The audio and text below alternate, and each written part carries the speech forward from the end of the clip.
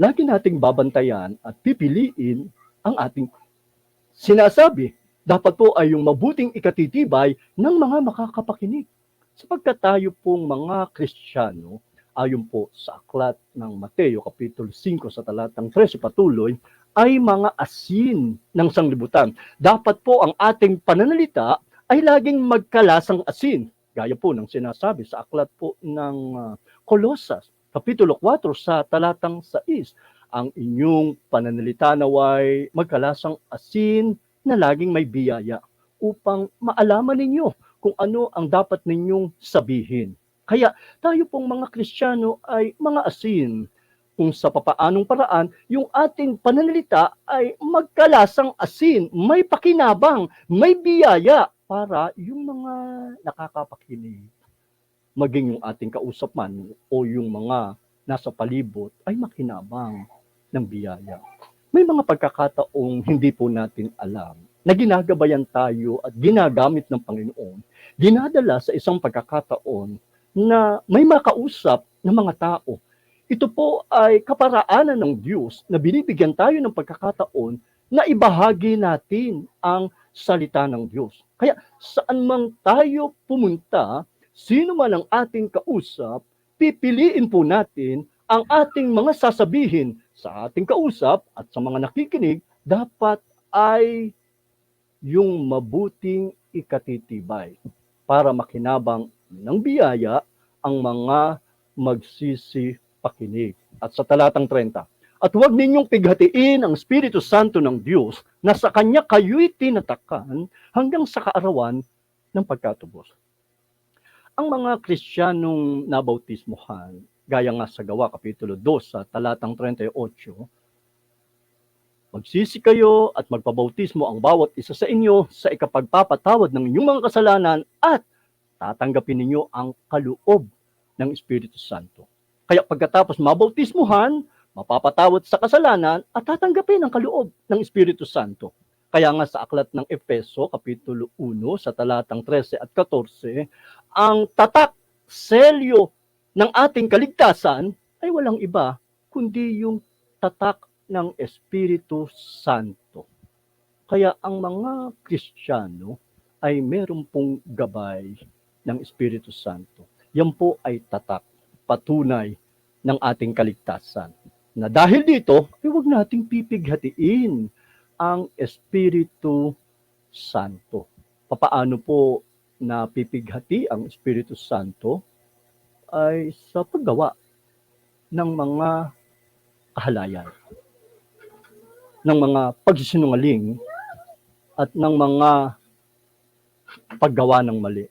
Sa pamamagitan niya, napipighati po natin ang Espiritu Santo na gumagabay sa atin. At sa talatang kasunod, 31, ang lahat ng kapaitan, pansinin po natin, lahat, wala po tayong itatangi. Hindi po yung kung ano lang yung gusto nating iwasan, ay yun lang yung iiwasan natin at yung ayaw nating iwasan ay hindi natin iiwasan. Pagka sinabi pong lahat, ay wala po tayong iiwan. Ano po itong lahat?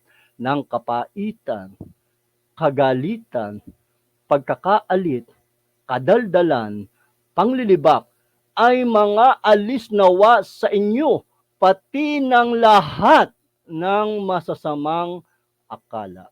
Kaya ang lahat ng yan, wala po tayong pipiliin, ay aalisin po natin. At ang ipapalit po natin, ayon sa talatang 32, ay mga magandang loob kayo sa isa't isa, mga mahabagin, na mga patawaran kayo sa isa't isa, gaya naman ng pagpapatawad sa inyo ng Diyos. Pansinin niyo po, utos sa mga magkakapatid na sila ay magmagandang loob sa isa't isa. Dapat po tayo ay nagmamagandahang loob sa isa't isa.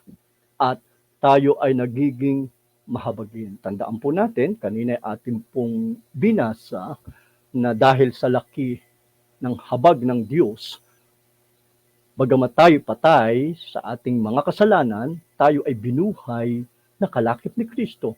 Kaya naman, tayo po ay dapat maging mahabagin kung paano na mga patawaran kayo sa isa't isa. Kung paano ang pagpapatawad, gaya naman ng pagpapatawad sa inyo ng Diyos kay Kristo Jesus. Meron pong standard ang pagpapatawad. Ang pagpapatawad ay hindi po ayon sa standard natin, kundi ayon po sa standard ng Diyos sa pamagitan ni Kristo kung paano po tayo pinatawad. At iyan po ay dapat bunga ng ating habag. Kaya tayo po ay maging mahabagin. Katulad po ng Panginoon sa kanyang habag, pagparito sa mundo ay hindi niya tiningnan ang kasalanan. Tiningnan niya kung paano ang kasalanan ay matutubos at matutulungan ng tao na sumunod sa kanyang kalooban. Ganon din naman. Sa ating habag sa isa't isa ay tingnan natin huwag yung mali na kanyang ginagawa. Bagamat ito ay dapat nating i-correct. Pero yun ay dahil sa habag natin sa kanya.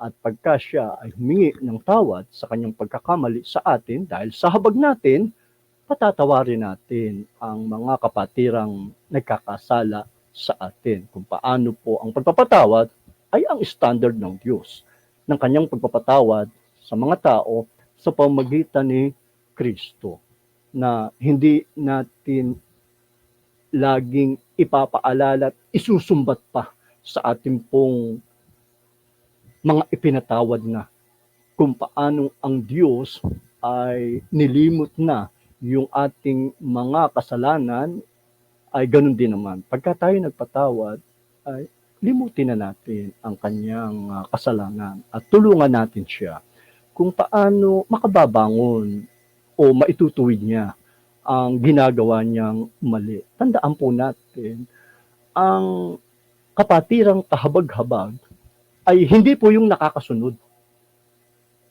kundi po yung mga sumusuway. Sila talaga ang mga nakakahabag-habag. Kaya imbis na magalit tayo sa kanila, kahabagan po natin sila.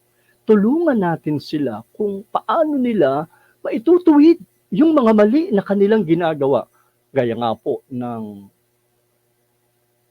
payo ni Pablo sa Galacia, Kapitulo 6, sa talatang 1 at 2. Ang mga nasa pagsuway ay papanumbalikin ng mga nasa espiritu. At mag-ingat naman, baka madamay pa o madala ng kamalian ng mga nasa pagsuway.